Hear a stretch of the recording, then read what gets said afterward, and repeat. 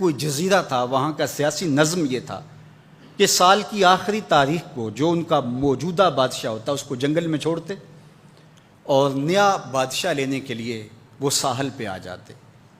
جو پہلا شخص ساحل پہ اترتا اس کو اپنا حکمران مان لیتے، جو بھی حکمران بن جاتا وہ خوش ہو جاتا، حالانکہ اس کو بتا دیتے کہ ایک سال کے لیے تجھے منتخب کیا ہے، سال کی آخری تاریخ کو تخت سے اٹھائیں گے، باندھیں گے، جکڑیں گے، اور اسی جزیرے کے دوسرے کنارے ایک جنگل ہے جہاں خاردار جھاڑیاں اور موذی جانور ہیں، وہاں تجھے پھینک دیں گے۔ وہ بھول جاتا، کہتا دیکھی جائے گی، اور سال کی آخری تاریخ جب وہ رسیاں اور زنجیریں لے کے آتے تو وہ پریشان ہو جاتا کہ آنکھ جھپکنے میں سال گزر گیا، پتہ ہی نہیں چلا۔ پھر روتا ہوا چیختا ہوا اس جنگل میں جاتا اور لوگ اس کو چھوڑ کے آ جاتے اور درندوں کا رزق بن جاتا، اور جو بھی آتا اس نے کبھی انکار نہیں کیا تھا۔ پہلی بار ایسا ہوا کہ جس شخص کو انہوں نے ہار ڈالے، گارڈ آف آنر دیا، تعظیم تکریم دی، سیلوٹ کیا، اس نے کہا یہ سب کیا ہے؟ کہا کہ آج کے بعد تو ہمارا حکمران ہے۔ کہا میں تو امور سلطنت نہیں جانتا، میں تو تاجر آدمی ہوں، چیزیں بیچنے آیا ہوں۔ کہا کہ ہمارا اصول یہی ہے کہ سال کی پہلی تاریخ کو پہلا شخص جو جزیرے پہ قدم رکھتا ہے وہ ہمارا حکمران ہوتا ہے۔ اس نے کہا میں تو امور سلطنت کو نہیں جانتا، تو یہ کس طرح ذمہ داری قبول کر سکتا ہوں؟ انہوں نے کہا کہ تمہیں کرنا ہوگی، اس کے علاوہ کوئی راستہ نہیں ہے، ہمارا یہ قانون ہے، ضابطہ ہے، اور یہ بھی بتا دیں کہ سال کی آخری تاریخ کو تجھے اسی جنگل کے دوسرے کنارے چھوڑائیں گے جہاں موذی جانوروں کا رین بسیرا ہے۔ تو اس نے کہا اگر انجام اتنا دردناک اور خطرناک ہے پھر تو میں بالکل جانے کے لیے تیار نہیں ہوں۔ تو انہوں نے کہا تو چاہے نہ چاہے باندھ کے بھی تخت پہ بٹھانا پڑا تمہیں بٹھائیں گے۔ اس نے کہا اچھا مجھے یہ بتاؤ کہ سال بعد میری بات مانو گے یا نہیں؟ اس نے کہا کہ ہاں، قانون میں تو ترمیم نہیں کر پائے گا، لیکن یہ ہوگا کہ تیرے انتظامی حکم ہم ماننے پہ مجبور ہوں گے۔ اس نے کہا ٹھیک ہے، میں تمہارا حکمران بننے کے لیے تیار ہوں۔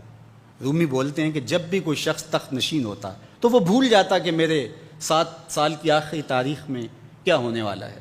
وہ عیش و عشرت کرتا اور یوں وقت گزارتا، سال کی آخری تاریخ آنکھ جھپکنے میں آ جاتی۔ لیکن یہ پہلا شخص تھا، تخت نشین ہوتے اس نے پہلا حکم نامہ جاری یہ کیا کہ کمانڈوز بلائے جائیں۔ بلائے گئے، کہا اس جنگل میں چلے جاؤ جہاں تم بادشاہوں کو پھینک کے آتے ہو اور وہاں کے موذی جانور کاٹ ڈالو۔ پھر بلدیہ کے ملازمین بلائے، کہا جاؤ جا کے وہاں کی جھاڑیاں کاٹو۔ پھر معمار بلائے، کہا جا کے وہاں محل تیار کرو۔ کچھ لوگوں کو بلایا، کہا جا کے وہاں پھول لگاؤ، پھلدار درخت لگاؤ، سایہ دار شجر لگاؤ۔ پوری حکومتی مشینری اس جنگل کو کٹوانے، وہاں کے موذی جانور قتل کروانے اور وہاں خوبصورت محل بنوانے، کنویں کھدوانے اور پھلدار درخت لگوانے میں صرف کر دی۔ اب سال کی آخری تاریخ کو جب وہ زنجیریں لے کر آئے تو اس نے کہا کہ مجھے کیوں جکڑتے ہو، میں خود جانے کے لیے تیار ہوں، اس لیے کہ یہ اس تخت پہ آرام سے نہ بیٹھا، یہاں بیٹھ کے تیاری وہاں کی کرتا رہا جہاں اس نے جانا تھا۔ کافر اور فاسق دنیا کے تخت پہ عیش کرتا ہے، بھول جاتا ہے کہ میں نے کہاں جانا ہے، اور صالح مومن اس تخت پہ آرام سے نہیں بیٹھتا، جہاں جانا ہے اس کے لیے تیاری کرتا رہتا ہے۔ اور جب جنازہ اٹھتا ہے تو وہ کہتا ہے اجلوا بی ولا تؤخروا بی، دیر نہ کرو، مجھے جلدی لے جاؤ، میرا تو وہاں انتظار ہو رہا ہے۔ اور پھر جب وہ وہاں پہنچتا ہے تو القبر روضۃ من ریاض الجنہ، وہ جنت کے باغوں میں سے باغ بن چکی ہوتی ہے۔ وہ سارے تھور، ساری جھاڑیاں، ساری آگ اور وہاں کے سارے بھڑکتے ہوئے شعلے بجھا چکا ہوتا ہے، اپنے اعمال کے لشکر بھیج کے۔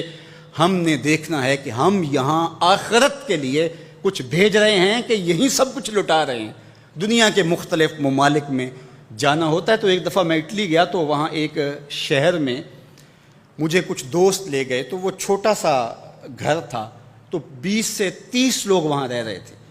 تو میں بڑا حیرت زدہ ہوا، تو میں نے کہا کہ آپ یہاں تنگ سی جگہ پہ 20-25 لوگ رہ رہے ہیں تو اتنی مشکل میں کیوں رہ رہے ہیں؟ تو کوئی بڑا سا گھر خرید لیں، آسودہ رہیں۔ تو انہوں نے کہا کہ جناب آپ ہمارے علاقے میں جا کے دیکھیں، 5-5 کنال کے گھر ہم نے وہاں شروع کیے ہیں۔ ہم یہاں کمائی کرنے آئے ہیں، عیش کرنا تھوڑے آئے ہیں، ہم تو چند سالوں کے لیے یہاں آئے ہیں، اس لیے ہم یہاں سے کماتے ہیں، بھیجتے وہاں ہے جہاں ہم نے ہمیشہ جا کے رہنا ہے۔ میں نے کہا یہی تو میں سمجھانے آیا ہوں، جہاں جتنا رہنا ہے وہاں کا انتظام بھی اس حساب سے کرو۔ حضور نے فرمایا کن فی الدنیا کانک غریب او عابر السبیل، دنیا میں ایسے رہو جس طرح مسافر اجنبی رہتا ہے۔